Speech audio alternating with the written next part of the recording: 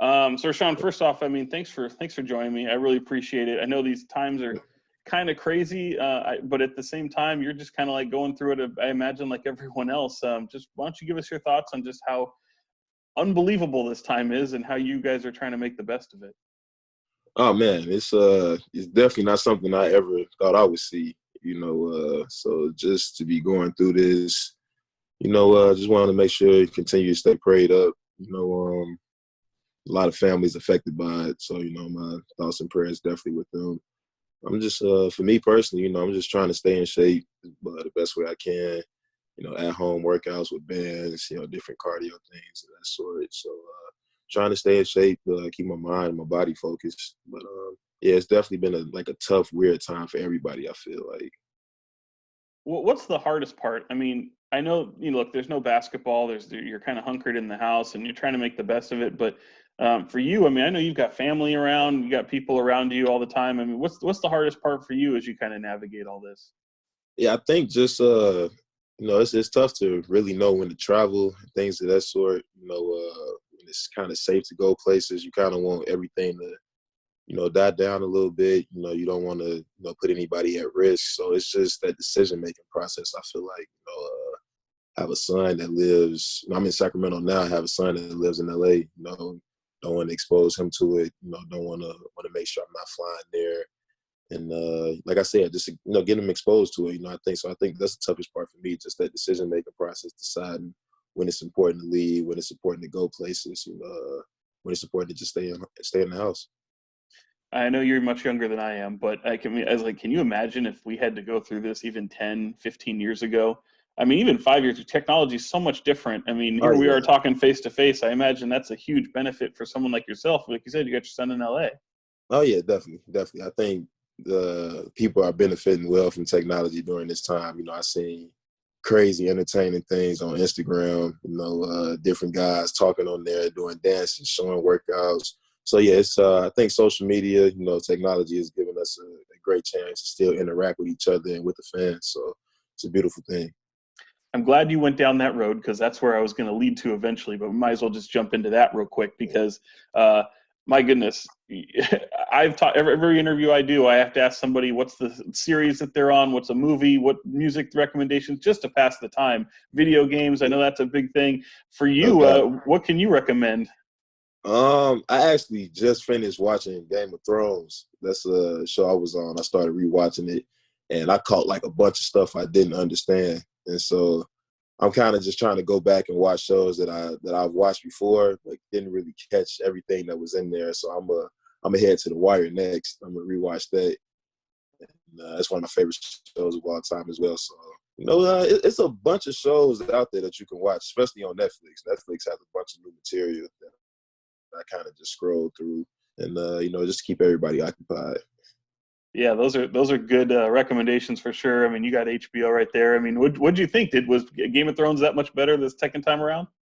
Oh man, it was great. It was great. Like I said, it was the first time, you kind of just watching it, going through it, and you just going through all the ups and downs, all the excitement.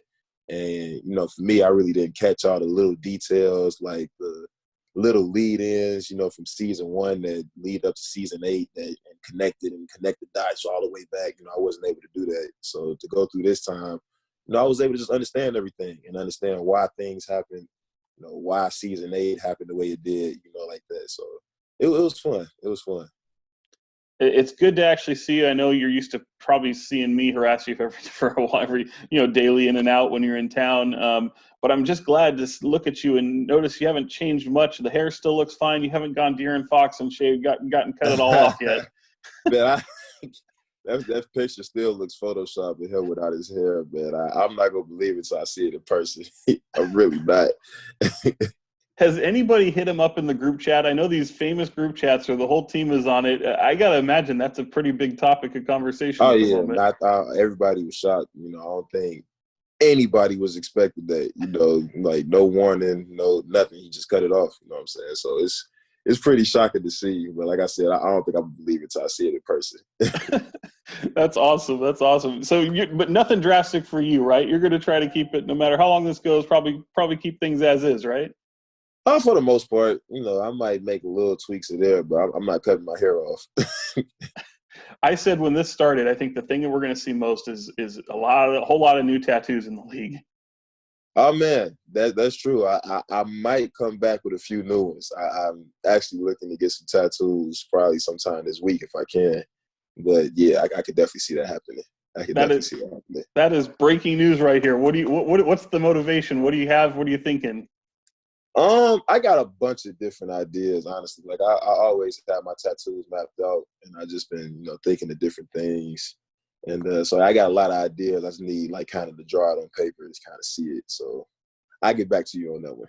I appreciate that. No, I appreciate it. So you draw your own inspiration, and then you don't Oh, go through the catalog or anything. I mean, I do the best I can to draw. I'm good at describing what I like, and I have somebody to draw it for me. Like I'm pretty good at describing like exactly what I want. But all my tattoos, everything that I get, I design in my head first. So yeah, the catalog, I don't need that. I got you. See, that's unlike me having to go to Vegas and find out my first tattoo would be like something out of a book in some gallery. Ain't nothing wrong with that either, though. Nothing wrong with that. Not recommended for sure. So I see this thing today. I was getting some information across for the past few days about looking to try to help out local restaurants and local families in need. Where did kind of this inspiration come from to kind of team together with a few teammates and kind of help some people that really could use it right now? Yeah, well, for me, I actually went grocery shopping myself, and I think it was about, I want to say like a week and a half ago. And man, when I say there was like nothing in there, like everything was stripped, was no meats, no frozen foods, nothing. So I'm thinking, I know it's tough for me to get food. I know it has to be, very tough for people, supporting families and things of that sort. So for me, I just wanted to do something to, just help, just lend a helping hand as much as I can. I know it's a tough time, especially on the economy for a lot of people and a lot of their families. So just wanted to try to do something, try to do anything, something small, just feed as many families as we can. And it was an idea that grew, something we were able to get the Chicago Fire restaurant on board to donate meals. And, it just kind of grew. And, we were able to get, help out a lot of families.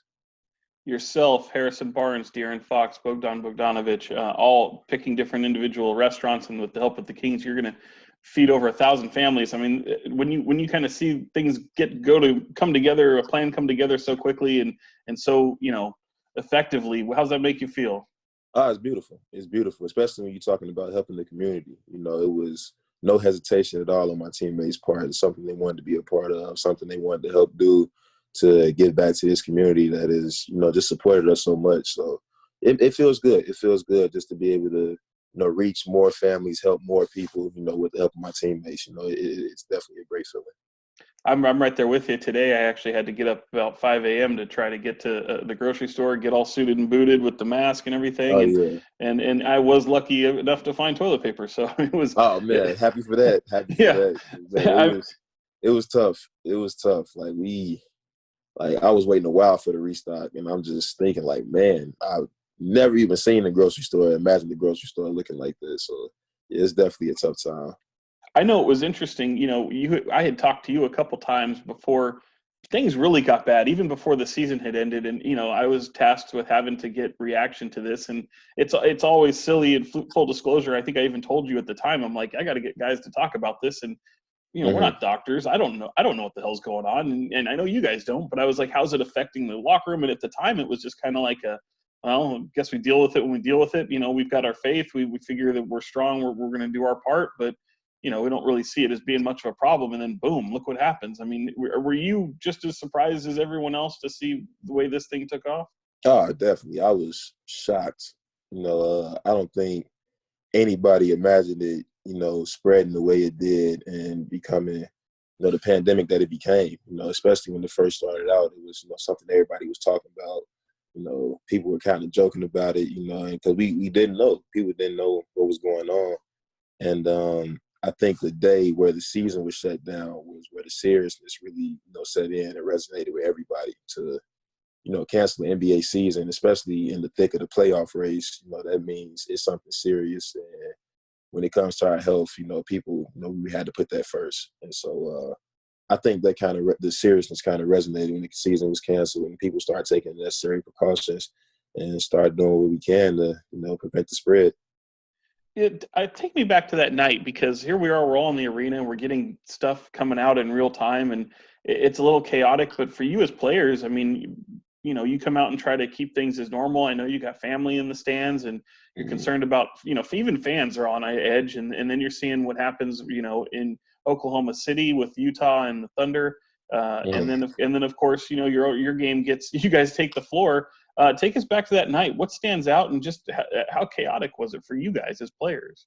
Oh yeah, it was very chaotic, and I can remember we were all in the back looking at the Utah OKC situation, and we saw that game was canceled. We were like, wow, like 2 players tested positive, so immediately our thoughts and prayers went to those players.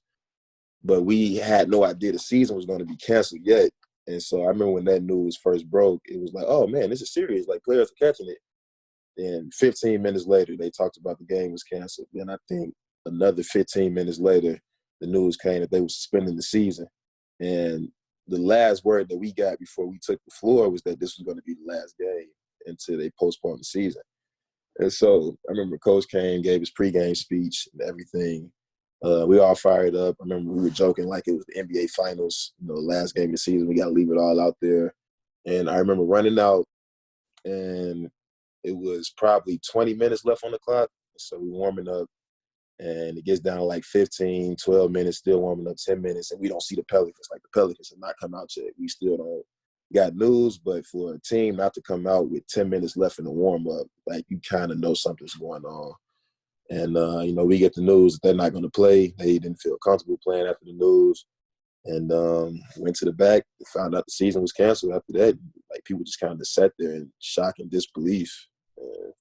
Immediately, my mind switched to, okay, we got to take precautions now, because now it's getting serious, and it got to be getting out of hand for them to cancel the NBA season. Like, I still in disbelief that the season was canceled. So, yeah, we just got to do what we can to get this under control for real. Yeah. I appreciate you sharing that with me. I mean, were you guys even aware when you were on the floor that the official was one of the officials of that night was a concern? Oh, no, we didn't. We had, like, when we took the floor to warm up, the last word we got was, we're about to play the last game of the season, so let's get ready. Let's leave it all out there. And once we went out there and saw that the Pelicans weren't coming out to warm up, we kind of knew something was going on. That's when we got the news about the official and about the rest of the season. Wow. How about in terms of just awaiting the news that maybe things can step up here again and get kicked off? Is there an anticipation, or do you just kind of, hey, we're almost a month in now, and it kind of is what it is? Do you just kind of wait for the news, or are you on pins and needles waiting for it, or hoping that this can get restarted, or do you just kind of go, hey, probably won't?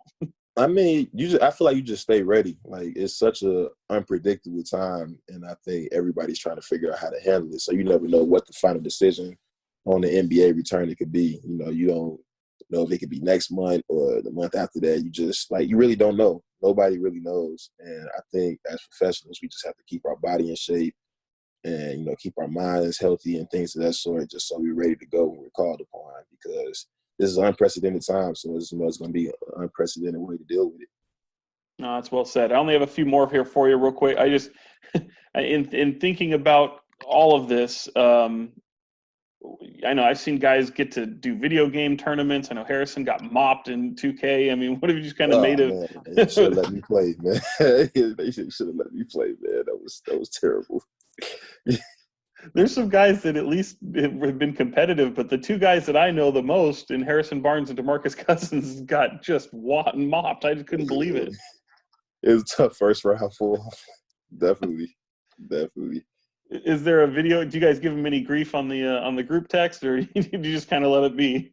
I mean, I just let it rock, because that 2K is such a, like, it's a different game, man, and it can go like either way. But they should have let me play. They should have let me represent the Kings.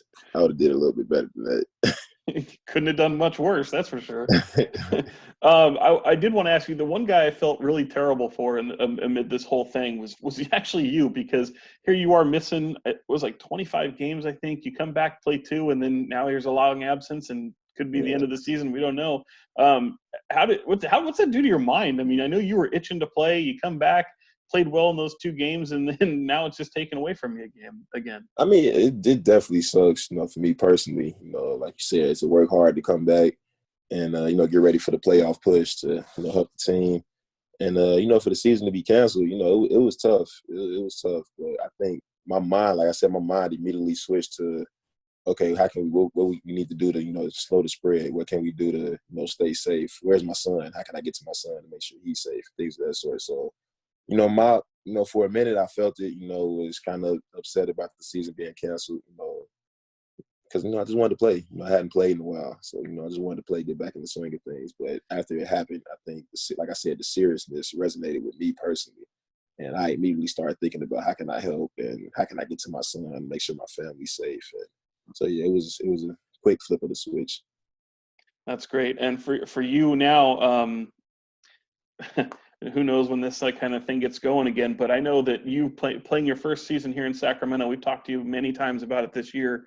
But the community and this fan base has really gone attached to you and what you've been able to do on the court and in the community now, especially.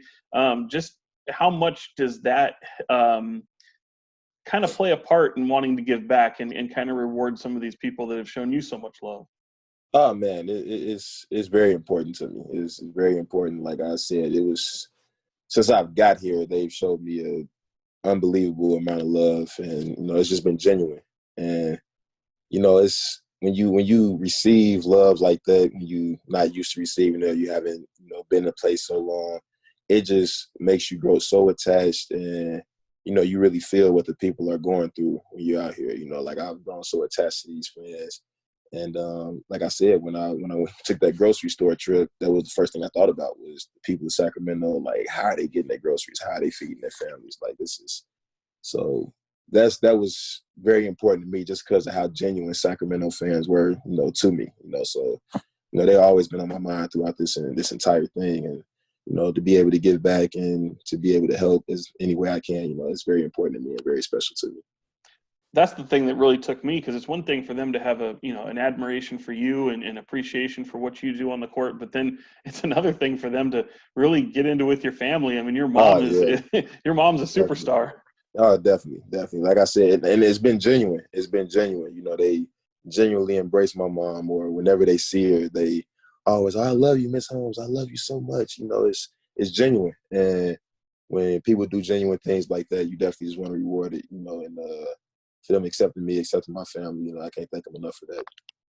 Well, whatever this looks like, if this does the season does get kicked off again and resume play, and you guys can get back on the court, how do you like your chances if everything goes back to we'll let you finish out the games, and maybe there's fans, maybe there's not, but how do you just like your guys' chances, the Sacramento Kings, making this playoff push? I love our chances. I feel like before the season was ended, we were playing our best basketball. Everybody was gelling, everybody was coming together, and we were winning some tough games. So, we were going to make a great push. Something we were prepared for, something mentally we talked about, and we wanted to give our all out there and let the chips fall where they may. So I think our chances, we made our chances what they were by competing and playing our best basketball, and I feel like we would have continued to do the same. What do you chalk that success up to, where all of a sudden things really started clicking for a while? I think everybody just started getting healthy. Everybody was comfortable in their roles, knew what they needed to provide for the team to win, and that's important. Everybody understands what they need to do, and we were really coming together in our roles. Nobody really cared who was scoring or what was going on. We just wanted to win. The main goal was winning. Everybody was gelling together to help the team win. And speaking of that, I know Harrison Barnes had the thing about, his beard wasn't going to shave it, and he's still rolling with it, and it's looking pretty incredible. Oh yeah, HB, when he says he's going to do something, he's a dedicated guy. He's very dedicated. That was just another way of him showing his dedication to the team, and still showing his dedication to the team. So HB, he's a real one. He's a real one. And then finally, is there a person, an individual, I don't know, maybe it's a player, maybe it's a teammate, maybe it's someone behind the scenes that's just made that you just really clicked with here in Sacramento, that just made you really feel welcome? And I know you could probably say it's everyone, but is there one person you can kind of lock on that says, man, if this person wasn't here, things could look a little bit different for me? Yeah, everybody I click with, but I think in particular during my rehab process, my trainer Tommy, man, he every day, rehabbing my shoulder, just reminding me everything was gonna be good, telling me new spots to hit in sack, just keeping my spirits up throughout that whole rehab process. That was big time for me, and that's a guy I really appreciate because he always will put a smile on your face or just be his self, be as happy, and got to get you through it. Want to make sure doing everything right, doing every shoulder exercise over again to make sure that I'm getting stability. Even when I hated him for it, he did his job and did it with a smile on his face, and he's very genuine about it. So definitely appreciate him for that. And because of that, I mean, are you at a position where, things will be pretty good this offseason, or do you anticipate probably having to get it looked at and maybe operated on in the offseason? No, I feel good. I went through the rehab process and feels good, feels great. No pain. So I'm looking to just work and continue to get better and continue to reinvent myself. That's great. Well, Richaun, I really appreciate you. I know it's a little bit longer in the interview we're used to, but it's been great catching up with you. That's what happens when I'm at home working from I home know, and it's all bored. good. I don't got nothing else to do, so I appreciate you having me.